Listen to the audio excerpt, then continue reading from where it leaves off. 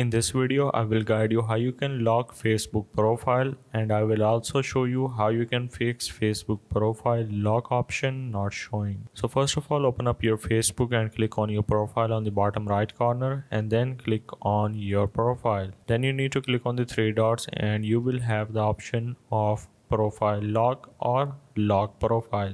Now as you can see, I don't have any option. I used to have lock profile option. Now first of all, let me give you one or two reasons.